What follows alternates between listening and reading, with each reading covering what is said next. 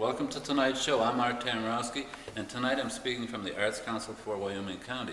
And I'm here to look at an art exhibit with the artist herself, Sandra Tyler, right? Yes, right. Sandra. Sandra, okay. Yes. Now, Sandra, you have been painting for an awfully long time, that you have to be able to have such a quality, profuse showing here. Huh? Well, thank you very much. Yeah, I'm very much impressed. We came through here a couple weeks ago, checked it out, and I think you ought to be sharing some of the ideas and the philosophies about how you painted and what you painted and why to our little audience here. So, Okay, I'll be glad to. first of all, Sandra, where did you go to art school? I didn't go to art school. I've always wanted to paint ever since I can remember, and taking art in high school, I tucked it away in the back of my mind that someday I'm going to paint. And opportunities arose through the Wyoming County Arts Council. Way back when they first started, they had John Peasley, and I started taking classes with John Peasley. And also Laura Hare-Jones, an artist in Wyoming. I took private classes with her doing oil painting. So you have the urge and the talent and the wish, and then when you've got the time, you take a few lessons, and then you have this persistent goal. Persistent, right. It's persistent, because in the beginning, with working and having a family and so forth, that time was quite limited, but the time, I've been able to gain more time. Okay, how wonderful. To paint. So I try to paint every day now. Do you really? Yes. Are you retired? No. I work full time. And then after No, first. I paint first and then I go to work. Really? Yes. In the morning? Yes, I have, I go to work at 4 in the afternoon. So I see. I have the best hours And to the best paint. light. Yes. How wonderful. Yes, that's worked out very well for me. And I also can attend classes. I've gone to art workshops in Buffalo during the day, come home and go to work. So it's really provided me a lot of opportunities, and I'm very, very thankful for the job that I have. Oh, great. Yes. Well, let's take a look over here, Sandy. Now you've got a style here. The reason I ask about the art schooling, because I have a feeling that this has a Birchfield look to it.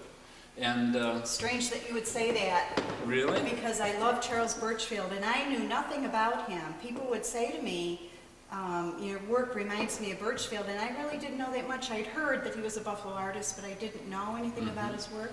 And I went to see one of his shows that was called The Sacred Woods. Really? The Sacred Woods, and I love the woods, and I was just so impressed. And so for you to say that, yes, that's quite a compliment. It's very definitely. And see, you do so much with just a simple gesture. You do the simplicity of the boulders and the nice arrangement of colors, the nice little faint, touch in the background, and then a nice silhouetting of a very La Birchfield look. Thank you. That's real impressive. Did you do this on the spot, or? That one, no. There's another one that I did do the same area at Moose River, but this one I did do later from photographs after going there. This is on the Moose River in the Adirondacks. Excellent. That's one of my favorite spots. Oh, yes. The Adirondacks. Now, that reason I ask you, I see you've got a lot out here, but what is all this down here on the floor? Okay, this is my setup.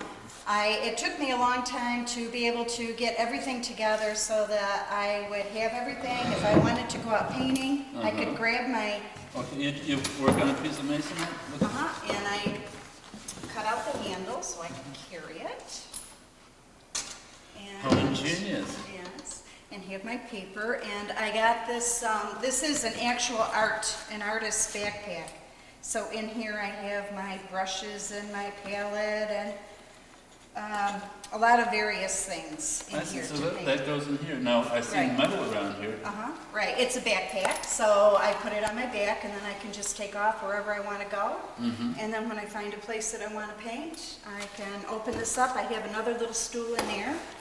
And I usually can find a way to set up my painting. I use my car. That was in the newspaper article they had about me. Really? I use the hatchback of my car, open that up, and use that as part of my studio. So I take my studio with me.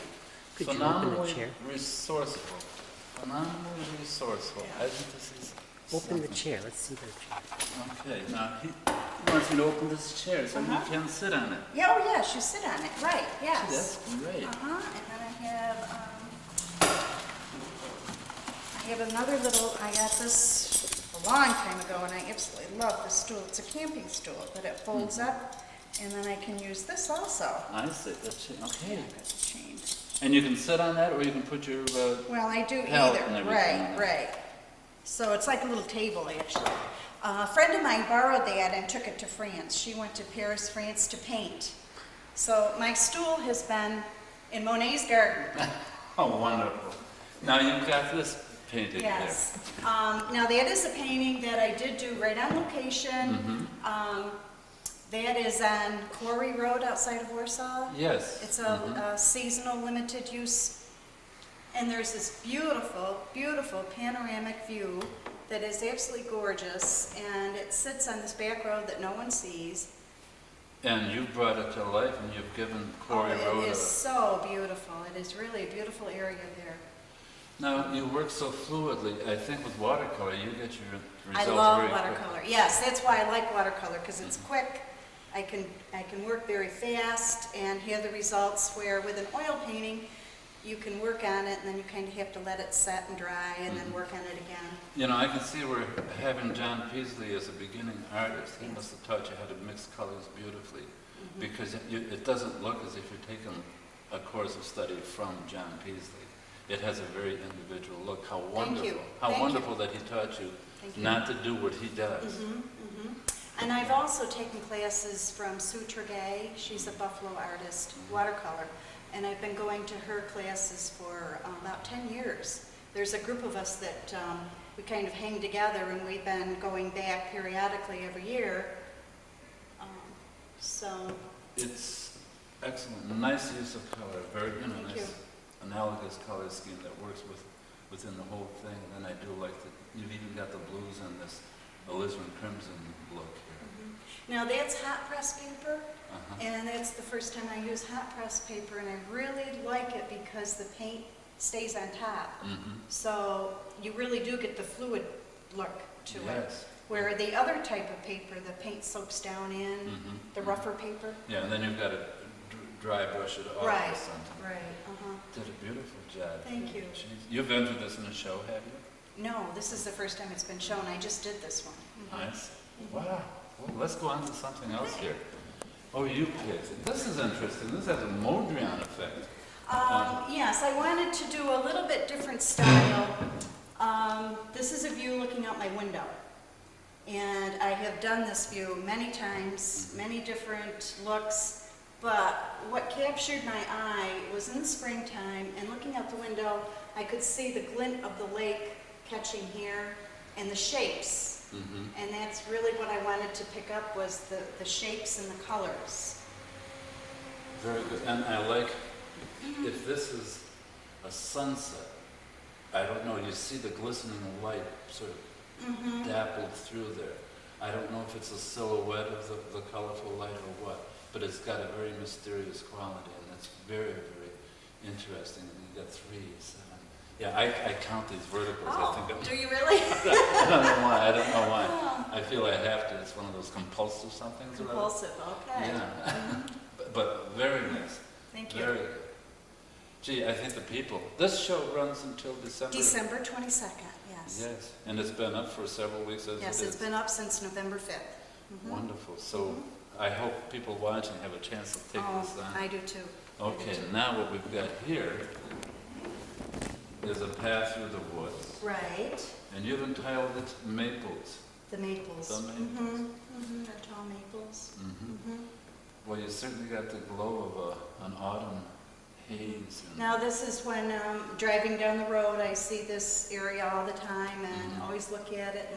It's like, I've got to paint that. So I finally did, and I was quite pleased with the results. yeah, who told you not to use black in your paintings? I've never used black. Isn't it? I've always mixed my own darks. I think that's quite the rule. Never use black. Right. You've created the darkness very handsomely, because otherwise it would be just sort of outlined, and yet you get that Birchfield, silhouette. Oh. Nicely done. Nice painterly, Mhm. recess here in the leaves, the fallen leaves, and a nice, again, dappling color that works so well. Beautiful, Sandra. And you've got another one here in the sort of a small size.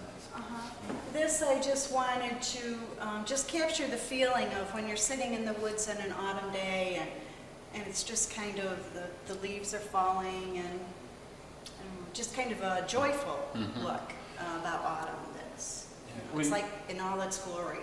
Yeah, if you were to go into the kind of historical compartments of different schemes, would you call yourself an impressionist? Yes. Yes, Definitely yeah. an impressionist, yes. Yeah, now there's probably people out there who says, gee, I don't see anything that looks like a tree or anything else. Well, the point of impressionism is to give you. To give the feeling. It doesn't have to necessarily look exactly like what you're painting, but if you can capture the feeling of the place, that's what I'm trying to do is. And you do give the feeling and sort of a delight of wanting to sort of scamper through the autumn leaves. Scamper through the autumn Yeah. leaves, I like that, yes. Yes. Very good. Yes. Let's move on to the next one here. We have, I hate to give Actually- away the whole show, but everything was looking so nice. Actually, this is the same, this was done the year before, the same area as the one up there, Quarry Road. And I just kind of did this a little bit differently because I was concentrating more on color than on actually getting the actual place. I wanted to get the russet color in autumn that we have. That So I rich. Yes, the richness of, right. Yeah, this has the richness of the sumac and the dogwood. It's very intense. And that's not alizarin crimson in there, is it? You can't remember. Do you know? I don't know. I have my colors set up, and when I'm painting, and I couldn't tell you when I'm done what colors I used, except I have what on my palette. Yeah. This talent was hidden for how many years? I don't know. It was suppressed. In high school, where'd you go to high school? Warsaw, and I Warsaw. had Elaine Cook was my art teacher, and yes, she inspired me. And that stimulation lasted Oh through yes, I did raising an art history course, and I just absolutely loved it. You know, I didn't have to study. It was like the greatest course I ever took. Not that Elaine was a bad teacher, but you're breaking all the rules. You're supposed to have been to art school, and you Right. come out like a real impressionist painter. I always thought I should go to art school, but I just They never, I might haven't had the have chance. confused you. I mean, if you had a teacher at a time, that's a wonderful way to go. Because you get on-the-spot training. In the classroom, you're comparing yourself from one person to the next. Right. And that can get a little intimidating. And you always look at somebody else's work and you try to imitate them. Right, And wonder right. why yours isn't. And it won't because of your personality. Right. Which, agree. from what I see here, has got to be a sparkling, robust personality. Vivacious is the word. This is again looking out my window. I mean, looking out my window, I have so many different paintings, but it isn't exactly, you know, I take a little of this and a little of that and exaggerate. Again, this was the real reds that come out in the autumn, and I really wanted to capture that with a contrast against the blue of this building. And I also did a little bit of collaging, which this is the first Yes. time. Rice paper. Yeah, you glue that in and then you just get You use another text. gel medium to put it on, and then you paint over it. And I like Do you the crinkle it texture. on? Actually, this paper, there's all different types of rice paper, all different textures, and this one has its own, it's like threads and Yes, woven. yes. And so when you cut it, you have all these different textures that I think really go with fall. You know, with the quickness of your brushstroke, you leave some nice design quality right here, right against the border. And you know, so many beginning artists tend to have so much foreground left, you know, unworked on. And yours works totally into the picture, right up from edge to edge. And you know, this is sort of a bleak, barren shape normally, but with the color, highlighting, and shade, you've given it life and, you know, definition. That makes it interesting. Thank you. Gosh. Well, you got a little one here. Yes. Again, this It's called In the Woods, but actually this little tree is, I do have a wooded area, and that is again out my window, and it was in the early summer, and it was as the sunshine was coming up in the morning and going up the tree, I was trying to capture all the different colors that you see underneath. Well, did you see the glistening white in this? Yes. And that's how you decided that's how you're going to handle Yes. it? Did you say earlier that this had an award? Yes. My first outdoor show was last year at Cornhill, and this got third place in painting. So I was. That's excellent for Cornhill. Yeah, I was very, very pleased Yes, in the with that. Rochester area. Yeah. And you know, you've given it such rich, again, vibrant colors that don't pounce out at you. What pounces out for the sake of necessity is that highlight of that trunk of the tree. Boy, that's nice. Thank you. Gosh. Wonderful. Can we take a peek up here? Can that camera go up here? Yeah, tell me about this. Now that's on the Moose River, and I was sitting on a boulder in the river and painted that right there on the spot. So I didn't go back into it. It looks a little unfinished to me, but I have found that at times, if I go back into something, I have ruined so many paintings by going back into them, and then you start fussing with this, and this doesn't look right, you change it, and you end up with your painting is gone, so.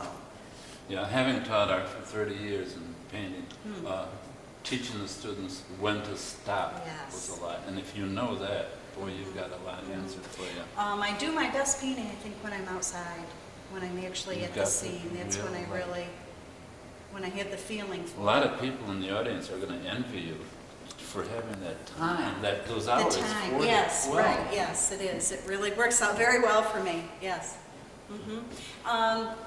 This is a piece that's a few years older than, but I put it in because it's one of my favorites. I wanted to capture the feeling of spring, early summer, when it has rained and you get the dark earth and the misty feeling in the woods. Yeah. The dampness and cool, the air conditioning that happens in the cars. That's wonderful. You've taken such a great deal of design with just a gesture to create this, the bark image along here. You do a beautiful job, just a little glisten. Who talks to you when you're out there in the woods painting? Who talks to me? Yeah, gosh.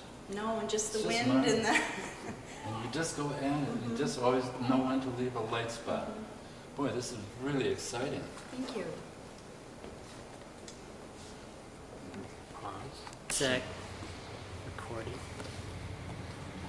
Okay, right here on the front of the art show here, you've got a very unusual technique started here, Sandra. Now this is, I went to a workshop, Frederick Wong is an artist from New York City, and the Niagara Frontier Watercolor Society, of which I'm a member, they have workshops every spring and every fall, and I try to go to as many as I can to learn new things. Well, Frederick Wong works on mesa paper, and his technique is wrinkling, and the wrinkling is actually forms the painting. You wrinkle and then you find out what the painting's going to be. So it's kind of like a surprise. And you wrinkle and you paint and you wrinkle and then you spread it all out, and it ended up to be, I thought, trees. It's exquisite. It's a beautiful, In the autumn. Make a beautiful tapestry, a pattern for anything. Gosh. It was a lot of fun. I really enjoyed doing that. There's another painting on the other side that's done with the same technique. Yeah. You call this Wind in the Maples? Wind in the Maples. That's a jewel. Okay, This is at Highland Park. In And Rochester. Highland Park in the spring is absolutely the most beautiful park I think I have ever seen. So I wanted to capture just that early spring, very clear colors, very pastel looking colors. And that's what that is. It's an impressionistic, of daffodils and tulips and the flowering trees. And It's dazzling. Thank you. Yeah. Thank you. Again, you do so much with just these 3 or 4 strokes of the brush, and you just wheel that up there so quickly. And I like the pencil showing through, yeah, the pre-painting. I sketch first to give me an idea, and I don't always follow what I've drawn, No. but at least it starts my mind thinking about where I want to put things. Now, where in your career did you do this? Early, latter part, or mid? No, these all have been within the past 5 years. I see, because I see a color blue that you're introducing here for the first time. Yeah, that's the springtime. I think That's what you've done. Yeah, I wanted that to be a different blue because of the spring. Excellent. The pastel looking. Okay, we can go on to this. This is very nice. This has got a very French quality. The farmer's market in Batavia, years ago, I took many, many photographs there. I used to work at Bosie's in Batavia, and I used to have to go through the parking lot where they set up. And this one booth where she sold flowers, I just loved that. And I bet I have hundreds of photographs of that. So it's something I continually work on, and I have something in my mind about the young woman selling flowers to the older woman. And I've had that in several of my paintings. A theme carried through. A theme, kind of. In the old Batavia Yes. farm market, they had the tents or the umbrellas. Yeah, they don't have them there now. This passed in the year 2000. Right. This is a little jewel. Gosh, that comes out looking like a little diamond in the rough there. Exactly. Just a little Nice. impression. Yes. Whoa. Great job. We can move on to another one. You're getting these in focus, Should we Sir go to Cameron. the winter? Sure. Would you like to look at the winter Oh, pictures? we've got time. Let's take a look at this one here. Which one? This one. Oh, okay. I'm so impressed with your use of people and This was a fun time. The class that I take in Buffalo, we did a whole 4-week course about doing people, and we had where everyone dressed up and went out to lunch in this restaurant. Everybody took photographs and brought them back, and you could go and pick whichever ones you wanted to use. So you might have somebody's hand, somebody else's head, somebody else's hat, and then you just put it all together. you assembled this. I assembled this from photographs. This wasn't any place. I just made this up in the back because I felt it needed to have Well, that's creative art, something in artistic there. license. It was fun. I really enjoyed doing that. Yeah. It was How a can lot you of tell fun. that story? Because this looks like it was just so gestured on the spot. It was just so much fun. I really, really enjoyed doing it. Yeah, So excellent. yes. Very good. I want to do more of those. Well, you handle people like you handle trees. Well, very well, yeah. This is a good show, Sandra. Thank you. Thank you. Oh, this has got nice detail and pattern. This is a combination of several different paintings, a beginning painting that I thought had failed, and I was able to incorporate pieces of other paintings that seemed to fit. So I incorporated these other pieces in, and it really saved the painting. And then you've done little cutouts, and Right, this is Sort of- cut out from other paintings. that's how you did it. Okay. And I was able to save, instead of, Which is having very it- legitimate. Sure, they're all my paintings, and I have come to find out, Charles Birchfield did a lot of Did he really? putting together, and he would have paintings that he began in 1920-something, and then he worked on them again in the 30s, the same painting, and developed it more, so In a period of how many hours can you get one of these paintings done? it all depends. Okay, yeah. If it's on the spot, I can probably maybe 2 to 3 hours. Okay. And then can you go back to them Yes. tomorrow, the next day? Yes, you can. Can you keep the mood? But that's the trouble. If I keep going back in, I tend to lose the mood. So I try to really finish the painting when I'm working on it. Yeah, because I sense in one of the paintings across the way there that had a Disney look. It looked like you had been doing the background painting for Sleeping Beauty or something. For Sleeping And- Beauty. You know, what was it, the wood scenes, and I just says, oh, this looks like a change in mood from up in the trees. Oh, right. See, Yeah. probably that would show up that way. Maybe. Uh-huh. Nice bouquet. In a red bowl, In a red bowl. and it works. Mm-hmm. It doesn't come out flying at you. No. You must have dulled this down with its complement. Mm-hmm. Yes, I did. And did you dull this green with the red complement? I'm not sure. I don't think so. I don't think I did, No. no. And yet it works so well. I just wanted to capture the full richness of summer and the flowers and, Now I notice you have these for sale. yes, they are for sale. Okay. And the prices that I look at as we wander around chatting, I don't think they're exorbitant. I think you're very reasonable and well within the range of what they're worth. Well, thank you. And Good. they could go higher. I've seen them higher, you know. Now we go into winter. And I have sold a few. The ones with the red dots are ones that have been sold, so. Gosh. Uh-huh. Yes, I can see why this would leave the pack. It's very, very attractive. Now that is that same process with a crinkled paper, the mesa paper. Uh-huh. So it really, this one I added gesso. I also put gesso into it to give it a little more body and texture. It's just a fun way to work also. That is the one thing I hope you have noticed. I say fun quite often because for me painting is a joy and I enjoy doing it. Well, So the it's painting like does say having fun. fun. Yeah, the painting does say Yes. fun.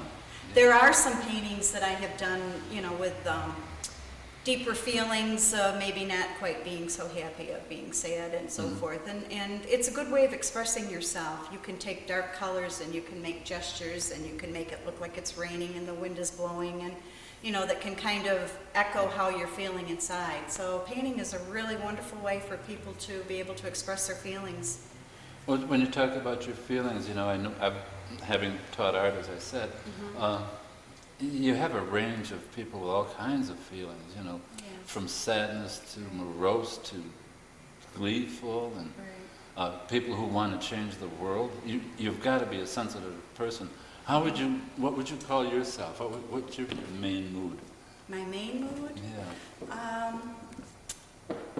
My main Are you a mood. cheerful person? Yes, I try to remain optimistic. I've had a lot of tragedies in my life and worked very, very hard through those, but I try to embrace life because I think that's what we're on this earth to do, is to embrace life. No matter what it hands you, you embrace it, because when you embrace the tragedies, you also can have a chance to see the love and the joy and so forth in life. So Boy, that's what I try to do. I love hearing your story. You've got people and trees. What a nice mix. Now this is this belongs to a family called the Horgans in Batavia, and they bought this painting from me, and I asked them if I could borrow it back to hang in my show because I really I liked this painting and I wanted to see it again and I wanted it to be a part of the show. So they graciously allowed me to have it in the show. And what I like about it is people think in the winter, you know, it's all cold, and what I see in the winter, especially cross-country skiing, there's a lot of warmth and color and that you find in the woods. Yeah, this is a real change. It's really, yes. This one, yes, it is. It's different. I worked a lot more on it, and I think you can tell that. But again, it's the winter, and I wanted to capture the feeling of being warm in the winter, the coziness of winter. Yes.